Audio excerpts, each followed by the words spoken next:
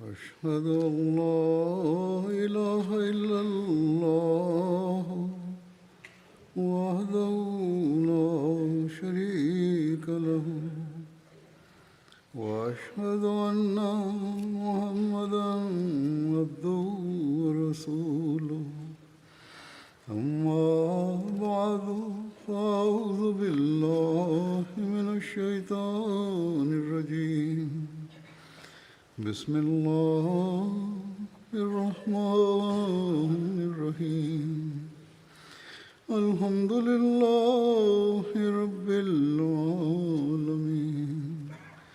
الرحمن الرحيم مالك يوم الدين إياك نعبد وإياك نستعين اهدنا الصراط المستقيم صراط الذين أنعمت عليهم غير المغضوب عليهم ولا الضالين.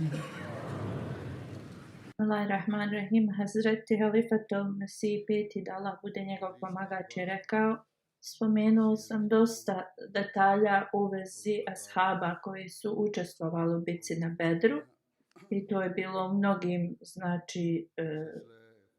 na mnogim hudbama, tema je ta bila. Mnogi su mi pisali u pismima da ako detaljno život časnog poslanika sallallahu alejhi ve sellem ne bude spomenut također na hudbama, onda hudbe u vezi ashaba kao neće biti upotpunjene. Iako je poslanik sallallahu alejhi ve sellem bio taj glavni cilj oko kojeg su se svi ti ashabi okupili i njihov život je bio povezan s njim. I zbog toga što su oni bili povezani sa poslanikom sallallahu alejhi ve sellem, oni su zaista imali toliko žrtvovanje u svom životu i naučili su uz poslanika sallallahu alejhi ve sellem da žive taj novi život. Dalje, oni su uspostavili takve standarde da uspostave Allahovo jedinstvo i oni su bili ti primjeri toga i to je sve bilo zbog poslanika sallallahu alejhi ve sellem. I onda naravno da je vrlo važno spomenuti detaljno poslanika sallallahu alejhi ve sellem i njegov život.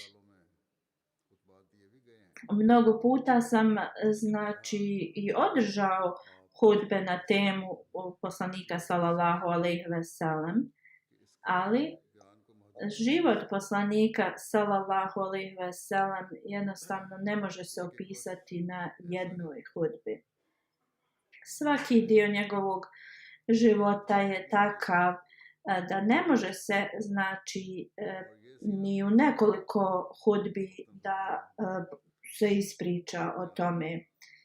I jedan detalj ili nešto u vezi poslanika sallallahu alejhi ve sellem je uvijek spomenuto na svakoj hudbi. Razlog za ovo jeste zato što je on centralni dio našeg života, poslanik sallallahu alejhi ve sellem, niti naša vjera, niti naš život ne može biti upotpunjen ako poslanik sallallahu alejhi ve sellem nije u njemu. I u svakom slučaju sada ću da predstavim neke detalje u vezi poslanika sallallahu alejhi ve sellem, njegovog života. I ovo ću da nastavim na sljedećim hudbama. Primjer poslanika sallallahu alejhi ve sellem je bio to što je učinilo sve ove ashabe da budu toliko žrtvovani za islam. Oni su postali Allahovi voljeni, oni su postali šehidi, oni su postali osobe za koje u kojima je Allah uvijek bio zadovoljan. Mi smo, znači, ovo vidjeli u našim životima i sada ću da spomenem bitku na Bedru, ali prije toga što spomenem to, mi ćemo znači da se osvrnemo na zašto se ta bitka, šta je dovelo do te bitke, i kroz te detalje mi ćemo naučiti o znači životu poslanika sallallahu alejhi ve sellem i tim nekim karakteristikama. Hazreti Mirza Bashir Ahmed Saheb u knjizi Sirat Hatam Nabin je zabilježio da znači u Meci kakve su okrutnosti Kurejšije radili protiv muslimana i spletke koje su radili da znači zaustave islam i njegov progres. Znači bio je dovoljan razlog da se kaže da su oni trebali znači započeti taj rat. I znači nevjernici iz Mekke su sa znači svačim pokušali da zaustave obožavanje jednog boga, udarali su ih, progonili, znači uzimali njihov imovinu, bojkotovali, udarali, znači svo nasilje koje možemo zamisliti, oni su to radili nad muslimanima. I zbog toga su mnogi muslimani se znači iselili iz Mekke i otišli su u Abesiniju, ali Mekanlije nisu ni s tim bili zadovoljni, pa su poslali svoje ljude u Abesiniju i željeli su da se ti muhadžiri vrate u Meku i pokušali su i u Abesiniji znači da spletke rade protiv njih, i njihov cilj je bio ili da ih odstrane od ove njihove nove religije ili znači da ih ubiju. Znači na Tajfu kako su ružno se ophodili prema poslaniku sallallahu alejhi ve sellem, to su bili prijatelji Kurejšija, i znači do te mjere da je krv tekla niz poslanikovo tijelo. I u Meki znači glavni ti ljudi su odlučili da ubiju znači Muhameda sallallahu alejhi ve sellem i time kao da će zaustaviti njegovu religiju. I da bi ovo oni znači ispunili, omladina iz Mekke koji su bili iz raznih plemena Kurejšija, i oni su se sakupili i napali su kuću poslanika sallallahu alejhi ve sellem navečer. Kako god, Allah dželešanuhu je zaštitio poslanika sallallahu alejhi ve sellem, jer je on već otišao iz te svoje kuće i u Taur planini, pećini se tad skrio. I kada analiziramo ili razmislimo u vezi ovoga, za svaka osoba može da jednostavno vidi da su Kurejši bili ti radeći ovo, znači su željeli rat. Zar sve ove okrutnosti nisu bile dovoljne za muslimane kao razlog da se brane, znači odbrambeni rat da vode? Da li bi iko mogao da podnese ovaj ultimatum koji su Kurejšije dali znači muslimanima? Ne znam koja druga znači nacija da je bila umjesto muslimana, oni bi davno već započeli odbrambeni rat protiv Kurejšija. Ali muslimani su znači nastavili sa saborom, strpljenjem da to sve rade. I Abdurrahman bin Auf i drugi ashabi su otišli kod poslanika sallallahu alejhi ve sellem i tražili dozvolu od poslanika da im da se oni bore protiv ovih Kurešija koji su znači ih progonili na takav način. Ali poslanik sallallahu alejhi ve sellem im je odgovorio: do sada ja uvijek dobivam naredbu da opraštam i nemam dozvolu od Allaha da se borimo protiv njih. I na taj način, zbog religije, ashabi su prošli kroz sve moguće znači povrede, ali nikada nisu ostavili znači sabor.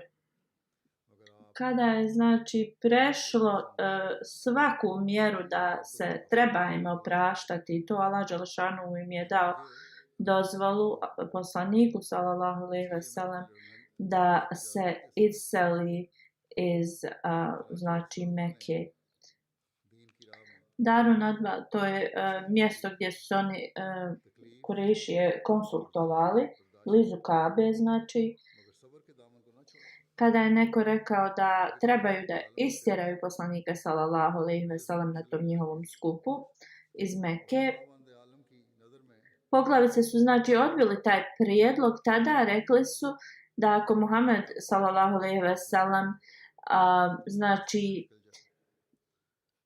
ode iz Mekke, onda muslimani će zasigurno prihvatiti ultimatum za borbu.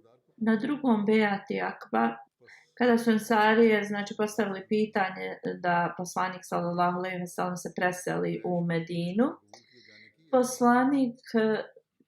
oni su tada također rekli da ovo bi značilo da isto se trebaju pripremiti na rat protiv cijele Arabije. Kada je poslanik sallallahu alejhi ve sellem izašao iz Mekke, znači kada je krenuo prema Medini, okrenuo se sa tužnim pogledom, je pogledao u Meku i rekao: o Meko, ti si mi draža od svih drugih gradova, ali tvoji ljudi mi ne dozvoljavaju da živim ovdje. Tada je Ebu Bekr radijallahu anhu rekao: oni su znači istjerali Allahovog poslanika, sada će zaista biti uništeni. I znači ukratko, dok je poslanik sallallahu alejhi ve sellem bio u Mekki i živio, znači prošao je i podnio je sve poteškoće, nikada nije znači se borio protiv Kurešija. Razlog tome je bio zbog toga zato što Allahova znači poruka je trebala da bude objavljena. I također Allahova želja je da muslimani uvijek pokažu strpljivost i oprost do tog znači zadnjeg limita, znači kada njihova šutnja je bila kao samoubistvo, onda se znači to promijenilo i oni su znači imali reakciju prema tome. Onda, pošto je Meka imala te svoje zakone i sve to, a poslanik sallallahu alejhi ve sellem je bio znači njihov državljanin, on se trebao da ophodi i da sluša kao zakone te zemlje, a ne da znači dozvoli bilo šta da uništi mir u tom mjestu. I onda tu je boravio u Meki sve do vremena kada znači je morao da se iseli. Također sve dok poslanik bude među tim ljudima, onda oni su sačuvani, ali kada kazna njihova određena dođe, onda poslanici se migriraju iz tog mjesta. Ali, nažalost, ti ljudi nisu prepoznali to i oni su nastavili svoje progone. Da su oni jednostavno dozvolili muslimanima da žive u miru i da praktikuju svoju vjeru, onda zaista to bi bilo nešto najbolje. Jer poslanik sallallahu alejhi ve sellem je rahmetul lil alemin, znači, i da su oni dozvolili da on ostane i praktikuje svoju vjeru, bilo bi im oprošteno. I Arapi nisu znači morali da prođu kroz šta se sve to desilo, ali Allah je nešto odredio i Allah je to uradio i ispunio. I znači zbog toga što su oni upotrijebili sve moguće načine da progone ove ljude koji su bili dalje u Mekki, Kurešije, čim su saznali da je poslanik sallallahu alejhi ve sellem otišao iz Mekke, oni su krenuli da ga znači uhvate. Oni su pretražili svaki detalj Mekke, svaki kutak i došli su ispred pećine gdje je poslanik sallallahu alejhi ve sellem se skrivao. Ali Allah dželešanuhu je stavio takav zastor na oči Kurešija da kada su došli na to mjesto gdje je poslanik sallallahu alejhi ve sellem, vratili su se toliko znači razočarani. Onda su vrativši se takvi objavili da kogod dovede Muhameda da sallallahu alejhi ve sellem, bio on živ ili mrtav, dobit će 100 kamila. Na današnjici to je milioni znači vrijednosti. Tada su mnogi ljudi iz tih plemena išli i tražili poslanika sallallahu alejhi ve sellem zbog svoje pohlepe na takvu nagradu. Suraka bin Malik je znači također krenuo, ali Kurešije su također bili neuspješni i u ovome.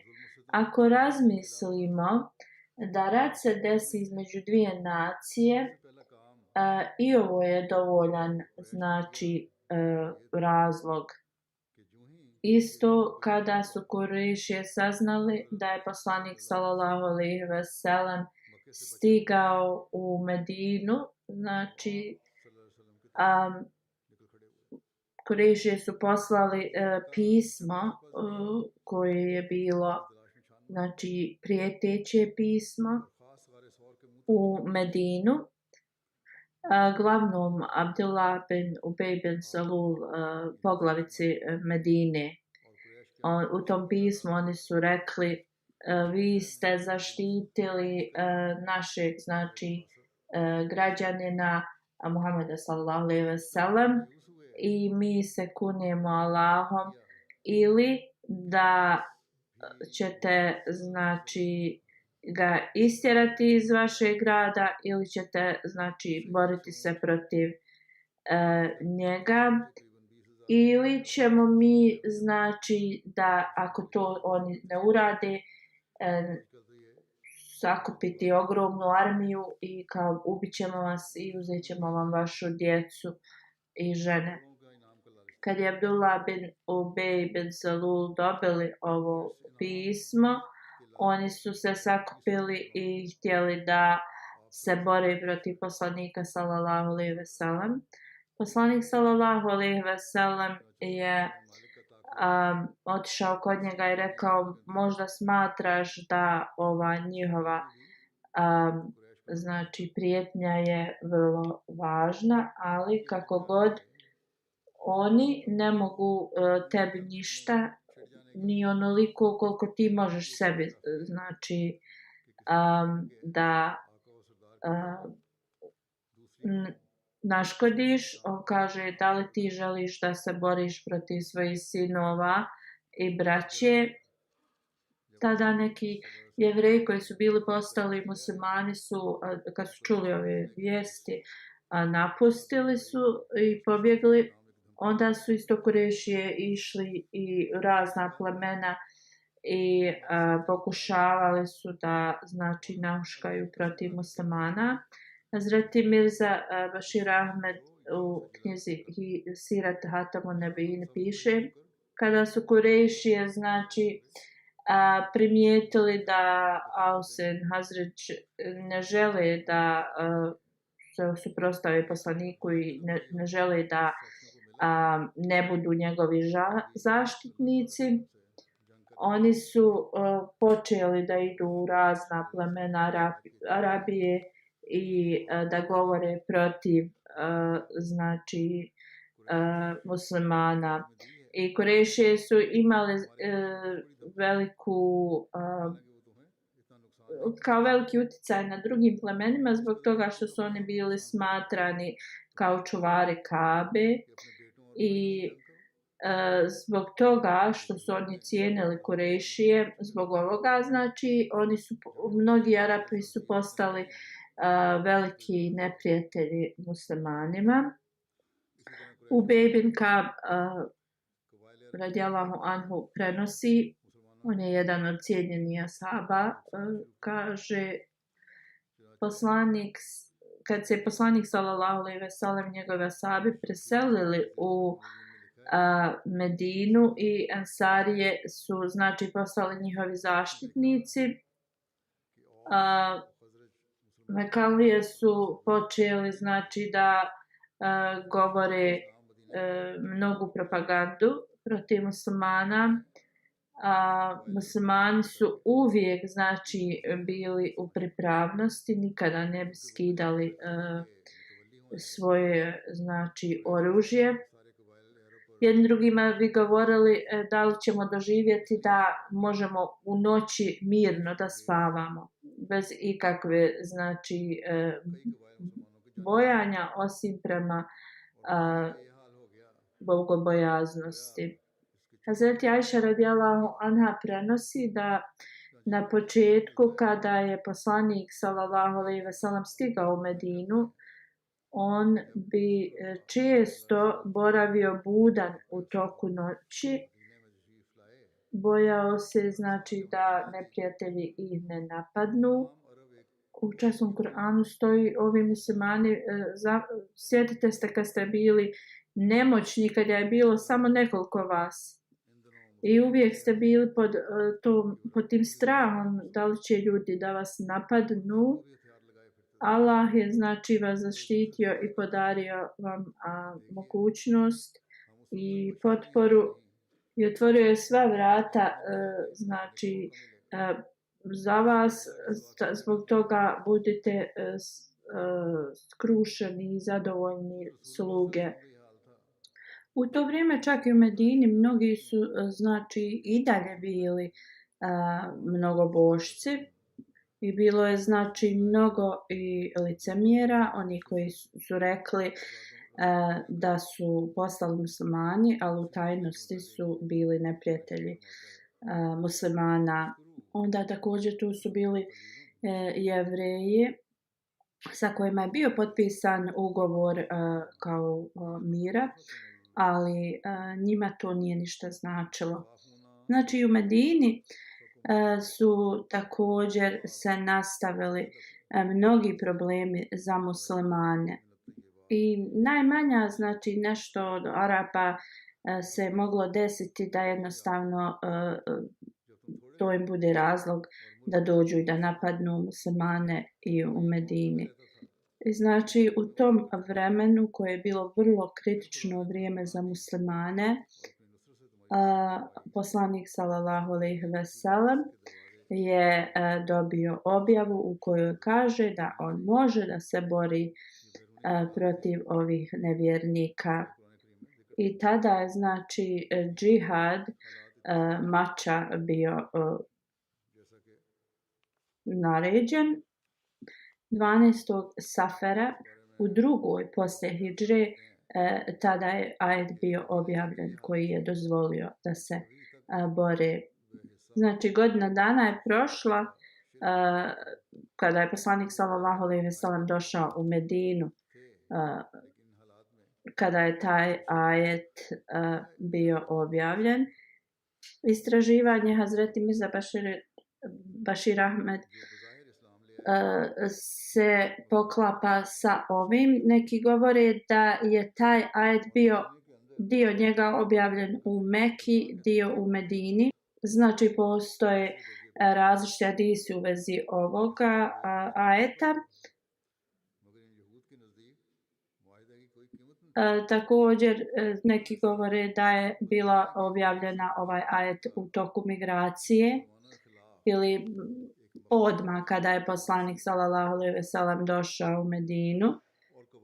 Sad, da li je to bilo objavljeno odmah ili godinu poslije, uglavnom ovo je bio prvi ajet koji je dao dozvolu znači rata. Da znači se odgovori onima koji se bore protiv religije.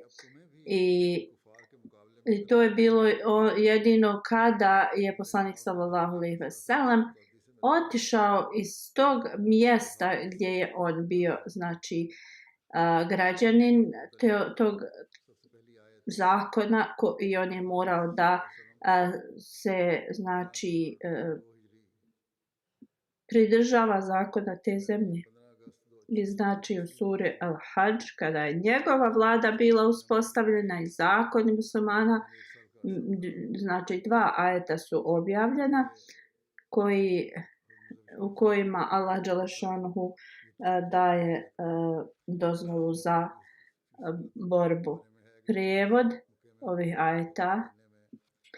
Dozvola za borbu je odobrena muslimanima protiv kojih su nevjernici znači podigli mač zbog toga što je šteta nanešena muslimanima, a Allah zaista ima moć da im pomogne. Oni koji su istjerani iz svojih kuća u nepravdi, jedino zbog toga što su rekli da je naš gospodar Allah.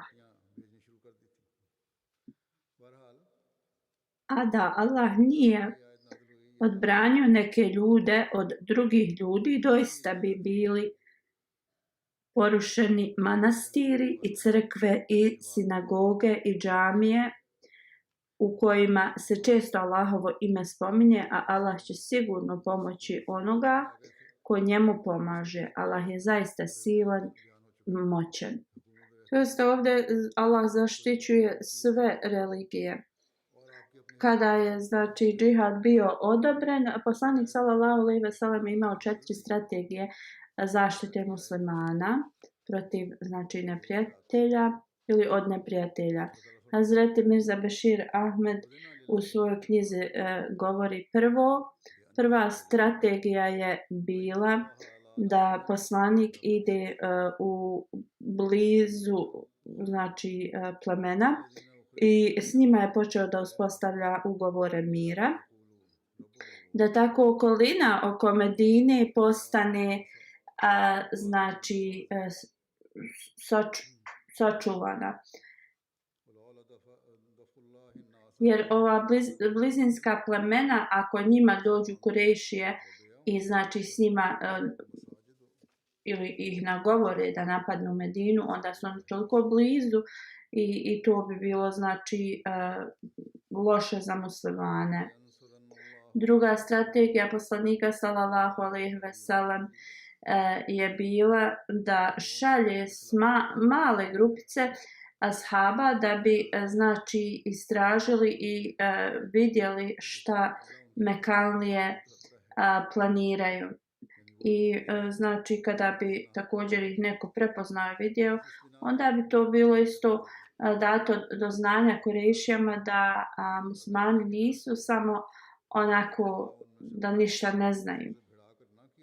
Na ovaj način, znači treća strategija da bi znači zbog ovoga što je slao ove istražnice jeste bila da muslimani iz Mekke, oni koji su siromašni, koji su ostali iza, mogu da se znači prebace u Medinu.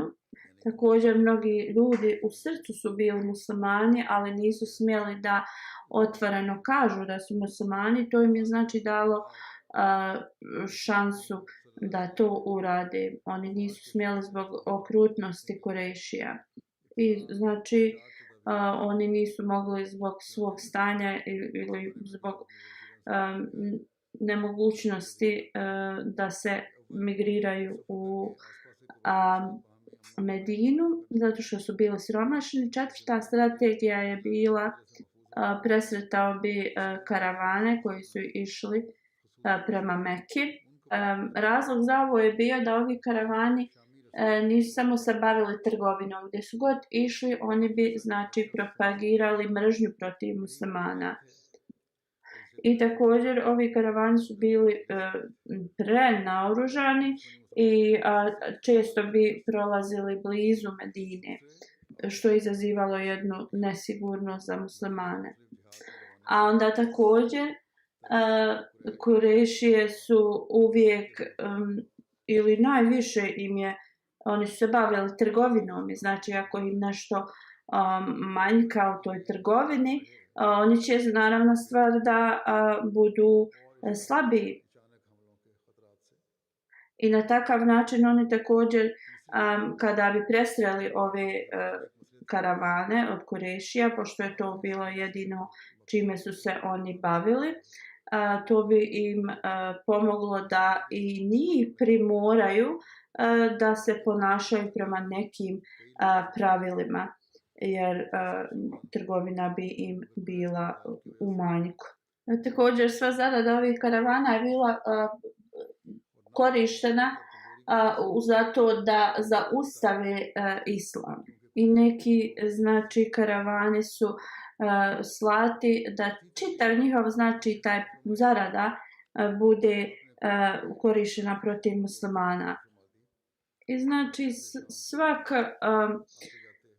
može da shvati razlog zašto su ovi karavani bili presretani od muslimana, zbog toga što su bila ogromna opasnost za muslimane. U budućnosti ću da nastavim da govorim na ovu temu. Sada želim da spomenem neke preminule džematlije koje njihovu dženazu ću klanjati. Jedan od dženaza je ovdje. Hadža Munir Ahmed Saheb je ovdje prisutan, a drugi će da budu u odsustvu dženaze. Hadža Munirudin Kader, Halifullah Kader se tako zvao. On je znači živio ovdje u Velikoj Britaniji. 27. maja preminuo u 86. godini. Inna lillahi ve inna ilaihi rađiun. Zaista smo Allahovi, njemu se vraćamo. Njegova familija, neki članovi su ashabi obećanog Mesija alejhi salama. Njegov otac je bio prvi centralni predsjednik Hudamula Ahmedija. Kada se Pakistan i Indija razdvojili, njegova porodica se preselila u Pakistan. Hadža Munir je živio u Tanzaniji u Africi neko vrijeme. Imao je znači čast da služi raznim odborima u Rabavi.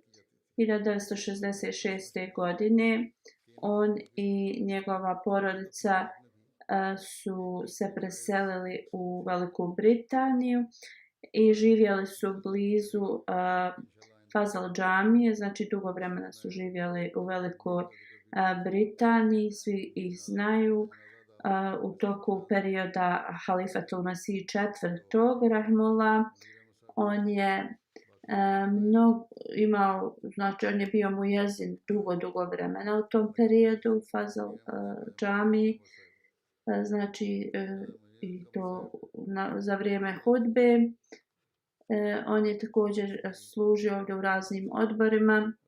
1995. godine kada se penzionisao, dao je svoj život u službu džemata i kao volonter je to sve radio u raznim departmanima.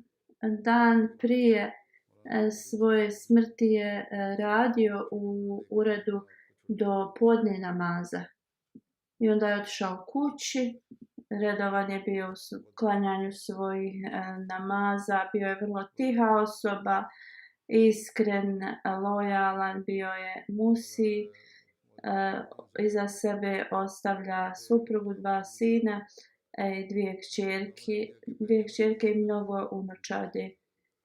On je također bio dajđa od emira Velike Britanije, da mu Allah dželešanhu podari milost i oprost i uzdigne njegovu status. Danas će njegova džanaza ovdje biti klanjata.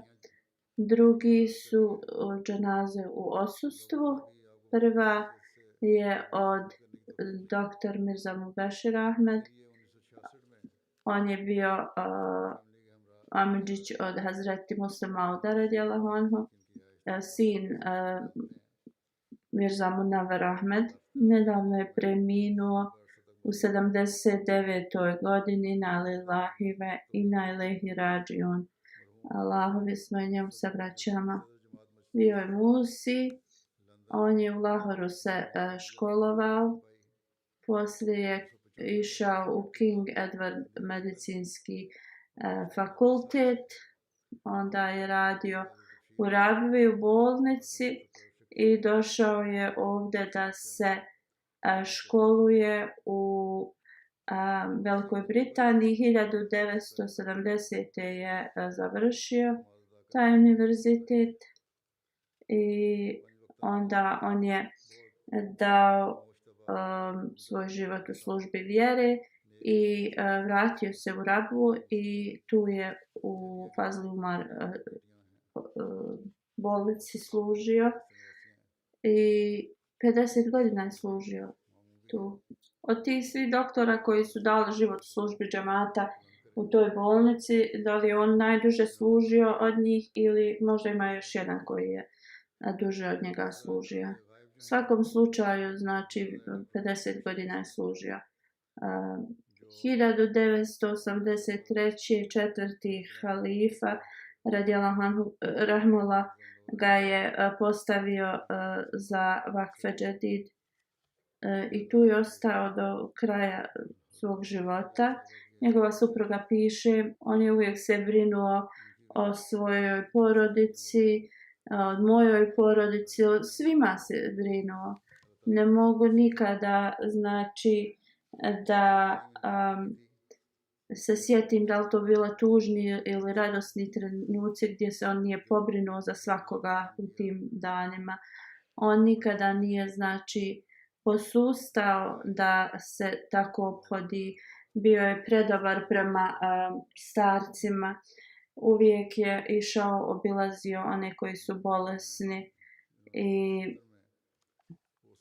nikada nije vratio nekoga kome je bila potrebna pomoć. On je platio školovanje mnogim djevojčicama i također kada bi se one prirasle da se udaju, plaćao bi sve troškove u vezi njihovog, znači u vezi njihove udaje i neke od njih su mi i pisale, kaže Halifatul Masih. Neki od njih su i živjeli u njegovoj kući i on bi ih, znači, odgajao kao svoje kćeri i onda bi se udavale iz njegove kuće. Mnogi su mi napisali da je nekada ne bi naplaćivao svoje, znači, doktorske troškove za pacijente, davao bi im besplatne lijekove i novac bi im još davao. On je bio vrlo povezan sa halifama. Prvo što je bio u rodbinskim vezama s njima, ali drugo što je zaista bio, znači, toliko predan hilafetu.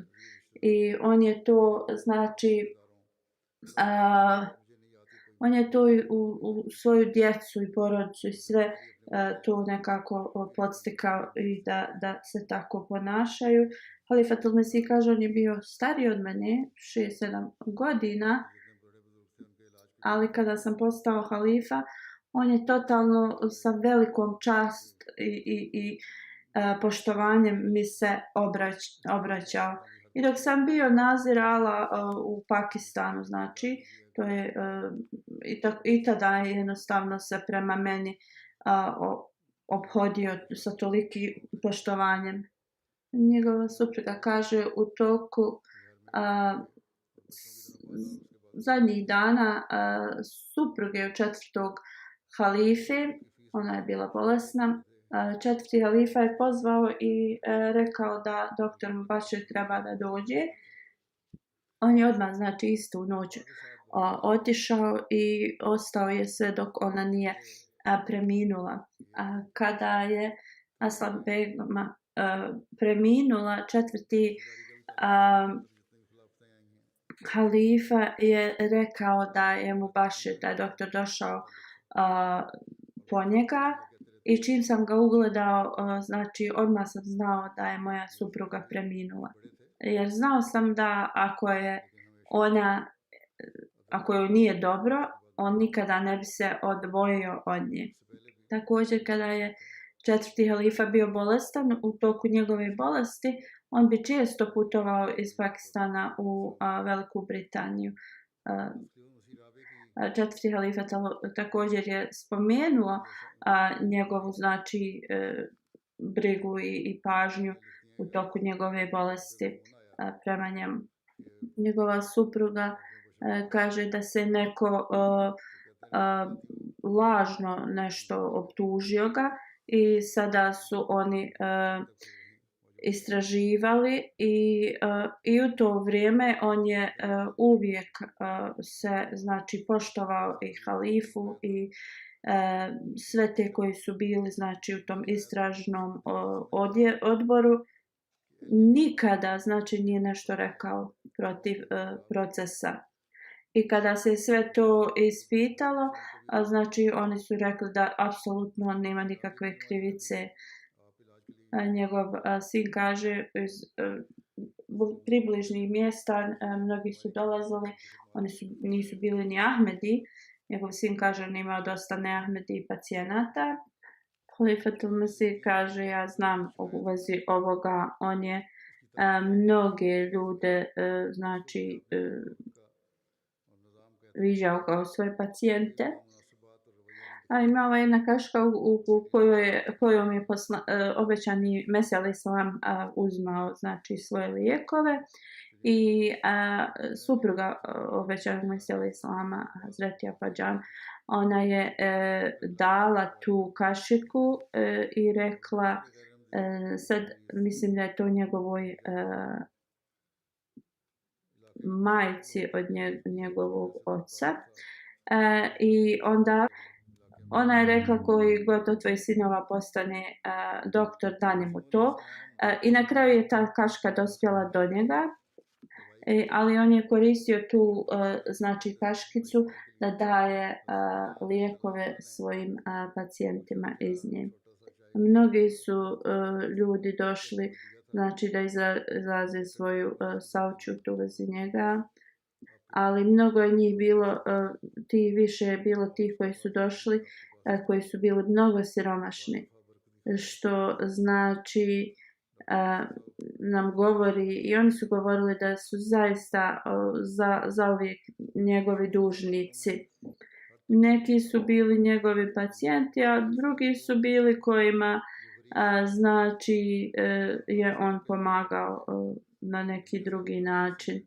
I mnogi ti ljudi žive na farmama i govore kako je on se brinuo za njih. I neahmedi su, znači, došli i plakali, govorili da su izgubili svog oca. Mnogi, znači, u bolnici su pisali da je bolnica sad postala sirotište kako je on, znači, preminuo.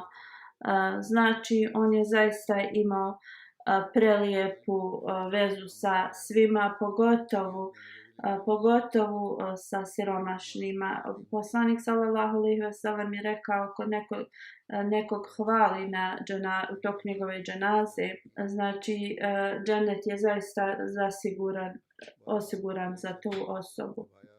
da Allah Đelšanu ispuni ove riječi za njegovu korist. Dr. Ahmed Sultana kaže, u cijeloj zajednici on je imao znači čast i imao je najveću službu džamatu. Sad Halifatul Mesih kaže, ja sam to već spomenuo, na početku njegove karijere, znači kao doktor, on je morao da sve radi od pacijenata, da ih registruje, da ih pozove da dođu, da znači sve to sam radio, nije imao pomoćnika. Pošto nisu imali znači anestezijologa, on je morao prvo anesteziju da pa onda da poslije je on istrenirao neke da mogu to da rade. Onda je također bolnica postala vrlo poznata. Isto što se tiče infekcija u bolnici, bilo je mnogo manja nego u drugim privatnim bolnicama i mnogi pacijenti su znači bili otpušteni sa vrlo uspješnim tretmanima. Mnogi znači su pisali u vezi njega i hvalili njegove karakteristike i kako su mnogi, kao što sam već spomenuo, kaže Halifatul Mesih, došli to ne Ahmedi iz tih bližnjih mjesta i koliko su ga hvalili. Neko je napisao da jedan starac koji živi sam u Rabvi, on je stavio na zid njegovu sliku od ovog doktora koji je preminuo. I kada je ovaj drugi doktor otišao da posjeti tog čovjeka, taj čovjek je hvalio znači doktor Mubešira. On kaže, on bi često svraćao i pitao me kako sam, da ga Allah sačuva. Mnogo znači pisama sam dobio u vezi njega, njegovih kvaliteta i njegovog tretmana prema pacijentima i ne mogu sve da to spomenem. On je zaista imao veliku lojalnost i vezu sa hilafetom, da Allah Đelešanu mu podari milost i oprost i status među njegovim voljenim na ahiretu. Sejda Amatul Basit je sljedeća dženaza. Ona je preminula nekoliko dana prije, na lillahi ve inna ilaihi rađiun. Zaista smo Allahovi, njemu se vraćamo. Halifatul Mesih spominje čija je ona bila kćerka i te detalje. Njegov otac Abdu Razul Shah je oženio Katalin O'Brien, to je bilo njeno prijašnje ime, u Keniji. Taj brak se desio. Njena majka je došla u Pakistan, dok njen otac je bio poslat u Sind. I tu je znači dala zaista velika žrtvovanja. Njena djeca su također nastavila i među njima je Amatul Basit. Njen suprug piše, bila je redovna u namazima, posebno tahadžudu. Od malih nogu je uvijek znači klanjala u svog oca, uvijek je pomagala siromašne i one koji su bila potrebna pomoć. Bila je vrlo precizna u svom hidžabu. Također je bila musija. Iza sebe ostavlja supruga, kćerku i 2 sina. Jedan sin, Sejd Bashir Ahmed, živi u Velikoj Britaniji. Sejd Shahid Ahmed je njen sin, Majida Malik je njena kćerka i ona živi u Americi. Njena kćerka kaže, moja majka je, znači, svi su je voljeli, volila je hilafet s punim srcem. Ona je bila vrlo dobra žena, prelijepih morala, nikada znači nije se žalila, uvijek je pomagala druge, pomagala je da se djevojke udavaju, pomagala je onima siromašnima, siročadima. Ona je znači potrošila svoje vrijeme upomagajući drugih ljudima. Uvijek je željela da razgovara o Allahu i vjeri i bila je uz one koji vole Allaha. Allah dželešanuhu je uvijek primao njene dove. Allah bi je informisao znači kada bi joj prihvatio njene molitve, ne bi propustila namaze ni kada je bila bolesna, i to na vrijeme, da joj Allah podari milost, oprost i uzdigne njen znači status, da pomogne njenoj djeci da nastave da rade njena dobra djela. Šerif Ahmed Bendiša, sljedeća dženaza, on je bio predsjednik u Feslobadu nekog džamata. Preminuo je prije nekoliko dana i na lillahi ve inna ilaihi rađiun. Zaista smo Allahovi, njemu se vraćamo. Njegov sin koji je misionar piše: moj otac je imao 2-3 mjeseca kada su njegovi roditelji preminuli radi kuge. U to vrijeme moj otac je znači o njemu su se brinuli neki daljni rođaci. U Batali posle sud je odlučio da se o njemu brinu neki bližnji rođaci. Oni su također bili Ahmedi porodica. I on je znači od samog početka odgajan znači u Ahmedijatu. On je 25 godina služio kao predsjednik u svom selu. Imao je karaktere derviša, znači pobožne, no njegovi namazi su bili vrlo precizni, pomagao je rodbini, prijateljima, imao je ogromnu vezu sa hilafetom, iza sebe ostavlja 5 sinova, 3 kćerke. Kao što sam spomenuo je da njegov sin je misionar i služi u džamiji Ahmedija Njemačka. Zbog opozicije i teške situacije u njegovom selu, on nije mogao da ode i da znači učestvuje u očevoj dženazi i ukopu, da Allah dželešanuhu podari milost i oprost umrlom i također da njegova djeca nastave da rade njegova dobra djela.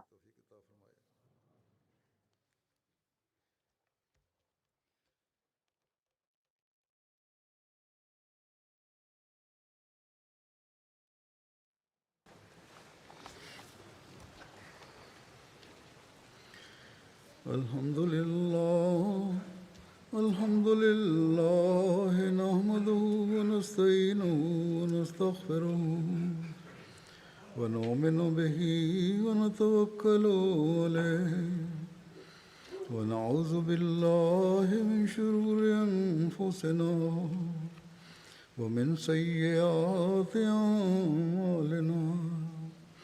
من يهده الله فلا مضل له ومن يضلل فلا هادي له ونشهد أن لا إله إلا الله ونشهد أن محمدا عبده ورسوله. عباد الله رحمكم الله، إن الله يأمر بالعدل والإحسان وإيتاء ذي القربى وينهى عن الفحشاء والمنكر والبغي يعظكم لعلكم تذكرون. اذكروا الله يذكركم وادعوه يستجب لكم ولذكر الله أكبر.